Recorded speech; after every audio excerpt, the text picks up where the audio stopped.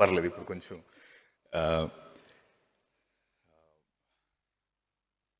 అదే ఒక English coat ఉంది, if you have a dream protect it, don't let any one touch it అని. అలా నా చిన్నప్పటి నుంచి నేను కలగన్న ఒక డ్రీమ్, ఎన్నో ఏళ్ళుగా భద్రంగా భద్రపరుచుకున్న ఒక డ్రీమ్, అది అన్నయ్యతో పాటు స్క్రీన్ షేర్ చేసుకోవడం అన్న ఒక డ్రీమ్ ఈరోజు నెరవేరింది. అది ఒక 32 ఏళ్ళుగా నేను దాన్ని సేవ్ చేసుకుంటూ, ఎవరు ఏమన్నా కూడా నీ వల్ల కాదు, నువ్వు చేయలేవు అని అన్నా కూడా నేను దాన్ని భద్రపరుచుకుంటూ ఈరోజు వరకు వచ్చాను. అలాంటి నాకు ఒక టెంట్లో కూర్చొని అన్నయ్య ఎదురుగా నాకు గాడ్ ఫాదర్ కథ చెప్పారు.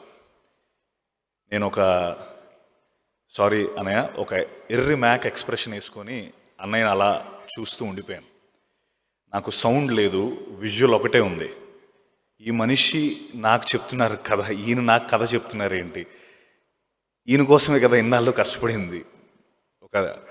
అలాంటిది అంటే అప్పుడు అన్నయ్య మధ్యలో ఆపి, సారీ సత్య, నేను కథ సరిగ్గా చెప్పట్లేదా, ఎందుకంటే నీ ఫేస్లో ఎక్స్ప్రెషన్ లేదు, అర్థం కానట్టుగా పెట్టేవు అన్నారు. అంటే అని నాకు అర్థం కావట్లేదు అన్నాను కథ. ఓ సారీ, నేను రాజా అని ఏమైనా రాజా చెప్తాడు పోనీ కథ అంటే, నాకు ఎవరు చెప్పినా అర్థం కాదని నాకు బేసికలీ షాక్లో ఉన్నాను. ఈ కథ మీరు నాకు చెప్పడం ఏంటి అన్నది. అసలు ఐ థింక్ వైజాగ్ మాది. నేను విజయనగరంలో చదువుకునేవాడిని, ఇంజనీరింగ్. వెళ్ళడానికి గంట, రావడానికి గంట. బస్సు ప్రయాణం, మా కాలేజ్ బస్సు మహారాజా కాలేజ్. వెళ్ళేటప్పుడు అన్నయ్య పాటలు, వచ్చేటప్పుడు అన్నయ్య పాటలు. ఇలాగ 4 ఏళ్ళు అందులో ఎన్నో బర్త్డే సెలబ్రేట్ చేసుకున్నాం, అన్నయ్య సినిమాలు సెలబ్రేట్ చేసుకున్నాం. అయితే ఒకనొక టైంలో మా హెచ్ఓడి ఒకరోజు ఆయన బస్సు కూడా మా పక్క నుంచి వెళ్తూ, వీళ్ళు తెగ అల్లరి చేస్తున్నారు, పాటలు పాడుకుంటున్నారని ఒక లెక్చరర్ని మా బస్సులో పెట్టడం జరిగింది, వాళ్ళని కొంచెం కంట్రోల్ చేయండి అని. అయితే ఆయన ఎక్కాడు, కొంచెం మళ్ళీ బస్ స్టార్ట్ అయిన తర్వాత మేము ఎలాగా పాడుకుంటున్నాం, ఆయన ఉన్నాడు ఎందుకులే అని. ఆయన వెనక్కి వచ్చి, నేను అన్నయ్య ఫ్యాన్నే, గట్టిగా పాడుకోండి, ఆ హెచ్ఓడి బస్సు వెళ్ళినప్పుడు తగ్గించండి, తర్వాత మళ్ళీ రెచ్చిపోండి అని చెప్పడం జరిగింది. యాదృచ్ఛికంగా ఆ బస్ పేరు సి బస్, మేము దాన్ని చిరంజీవి బస్ కింద మార్చేస్తాం. ఏబిసిలో సి బస్ అది. అండ్ ఇంకో విషయం చెప్పాలి అంటే యాక్చువల్లీ అనంతపురంలో అన్నయ్య సినిమా అంటేనే ఫస్ట్ టెక్నీషియన్స్ అందరికీ, పనిచేసిన అందరికీ అన్నయ్య ముందు ఎలా మాట్లాడాలని కొన్ని వారం రోజులుగా ఓ ప్రిపరేషన్ ఉంటుంది. అసలు ఏం మాట్లాడతాం, తడబడిపోతాం, లేకపోతే చాలా టెన్షన్ పడుతూ ఉంటాం, హైరాణ పడుతూ ఉంటాం. అందులో నా భాగస్వాములు భూపాలన్న, సీను, రాజా గారు అందరం ఏం మాట్లాడతాం అని టెన్షన్ పడ్డాం. అయితే ఆ రోజు జరగలేదు, అంటే మాకు మాట్లాడడం ఛాన్స్ రాలేదు. అయితే అప్పుడు అన్నయ్య క్యారవాన్లో, అరే వర్షం పడిపోయింది, మీ అందరూ నువ్వు అందరినీ చూసి మీరు ఎవరు మాట్లాడలేదు అని చెప్పి ఆ రోజే, లేదు మీరు అందరూ మాట్లాడడానికి మళ్ళీ నేను గ్యారంటీ ఒక ప్రెస్ మీట్ లాంటిది ఒకటి పెట్టి మీరు అందరూ మాట్లాడే ఛాన్స్ ఇస్తామని అన్నారు. I think that is what అన్నయ్య ఈజ్. మనందరికీ ఇప్పుడు మాట్లాడే ఛాన్స్ మళ్ళీ ఆ రోజు మిస్ అయింది, మళ్ళీ మీరు మాట్లాడాలనే ఒక ఉద్దేశంతో ఈ ప్రెస్ మీట్ పెట్టడం జరిగింది. అండ్ మొన్న ఇంటర్వ్యూలో కూడా ఒక క్వశ్చన్ అడిగారు, ఈ సినిమాలో హీరోయిన్ లేరు, అన్నయ్యతో పాటు హీరోయిన్ లేరేంటి అని. అయితే నేను దానికి అన్నాను, అన్నయ్య సినిమాలో అన్నయ్యని చూడడానికే టైం సరిపోదు, మళ్ళీ హీరోయిన్ ఎందుకు అని. అది గాడ్ ఫాదర్ ఫిల్మ్. అందులో ఆయన హ్యాపీగా, భూపాలన్నేమో ఇంట్లో కూర్చొని హ్యాపీగా అద్భుతమైన లైన్స్ రాసేశారు. ఇక్కడేమో రాజా గారేమో మానిటర్ ముందు కూర్చొని హ్యాపీగా యాక్షన్ కట్ చెప్పారు. కానీ వీళ్ళిద్దరికీ తెలియదంటే వార్ జోన్లో ఉన్నది నేను, అన్నయ్య ముందు ఎదురుగా నించొని డైలాగులు చెప్పాల్సింది నేను. ఆ కళ్ళు లా, ఆయన ఒప్పుకోరు అలా పలకపోతే.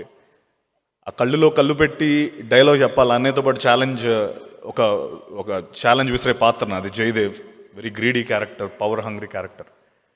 అయితే నేను ఒకటి టెక్నిక్ వాడాను.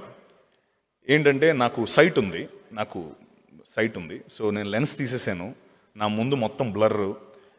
సో అసలు అన్నయ్య ఎంత దగ్గరగా ఉన్నా నాకేం కనిపించలేదు, హ్యాపీగా డైలాగ్ డెలివరీ చేశాను. సో రేపు పొద్దున మీరు చూస్తే అది కేవలం ఆ టెక్నిక్ వల్లే.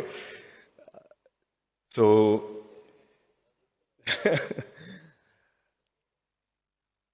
ఒక విషయం చెప్పాలి. నేను మీ అందరి ముందు ఎంతో నేను ముందు కూడా చెప్పడం జరిగింది. ఒకే ఒక్క క్వశ్చన్ నన్ను ఎప్పుడు వెంటాడేది. కష్టతరం, అసాధ్యం అనే మాటలకి పర్యాయ పదం చిరంజీవి. సో ఎవరైనా మన ఇంట్లో వాళ్ళు కానీ మన చిన్నప్పటి నుంచి పెరిగినప్పుడు కూడా మనం ఎక్కువ వినే మాట నువ్వైనా చిరంజీవి అనుకుంటున్నావా అని మనం ఏదైనా లేదు నేను ఏదైనా పెద్ద చేద్దాం అనుకున్నప్పుడల్లా వచ్చే పదం నువ్వైనా చిరంజీవి ఏంటరా అని అంటారు ఫస్ట్. అలా నేను యాక్టర్ని అవుదాం అనుకున్నప్పుడు నేను ఫస్ట్ విన్న మాట కూడా అదే, నువ్వైనా చిరంజీవివా అని. ఆ మాటే నేను నిజంగా అన్నయ్య పట్ల ఉన్న అభిమానం, అన్నయ్య అంటే అంత పిచ్చి ప్రేమ. అన్నయ్య ప్రతి స్పోర్ట్లో 1, 2, 3 పొజిషన్స్ ఉంటాయి. 1 first position, second position, third position అని. కేవలం నేను అభిమానించే అభిమానుల విషయంలో ఫస్ట్ పొజిషన్ మాత్రమే ఉంటుంది. ఆ ఫస్ట్ పొజిషన్లో మేము అందరం ఉంటాం. మేమందరం నీ ఫస్ట్ పొజిషన్లో ఉండే అభిమానులు ఉన్నాయి. అండ్ అంటే నా ముందు ఆ పదాలన్నీ అలా వెళ్ళిపోతున్నాయి, ఏది పట్టుకొని మాట్లాడాలో నాకు అర్థం కావట్లేదు, అన్నీ తిరుగుతున్నాయి. ఎస్ డెఫినెట్గా అంటే థ్యాంక్ యూ అది అందించినందుకు. నేను నిజంగా ఇది ఎలా ఫీల్ అవుతున్నానంటే, మనం చిన్నప్పుడు ఎగ్జామ్స్ రాసినప్పుడు చాలా అద్భుతంగా పేపర్ చాలా మనం ప్రిపేర్ అయిన పేపర్ వచ్చి మనం సూపర్గా రాసేస్తే బయటకు రాగానే ఫ్రెండ్స్ అందరూ అడుగుతారు, ఎలా రాసావంటే ఇప్పుడు వీడికి చెప్తే వీడు మళ్ళీ ఏమంటే ఓకేరా బాగానే రాశాను అని చెప్పి వెళ్ళిపోతాం. నేను ఇప్పుడు అదే పొజిషన్లో ఉన్నాను. నేను పేపర్ చెత్త కొట్టేశాను, రిజల్ట్స్ కోసం వెయిట్ చేస్తున్నాను. అండ్ October 5th మీ అందరికీ నేను డిస్టింక్షన్లో, గాడ్ ఫాదర్ డిస్టింక్షన్లో పాస్ అవుతుంది. అండ్ ఈ అవకాశం ఇచ్చిన మోహన్ రాజా గారికి, రాజా సార్ మీరు నాకు చాలా మంచి ఫ్రెండ్ అయిపోయారు.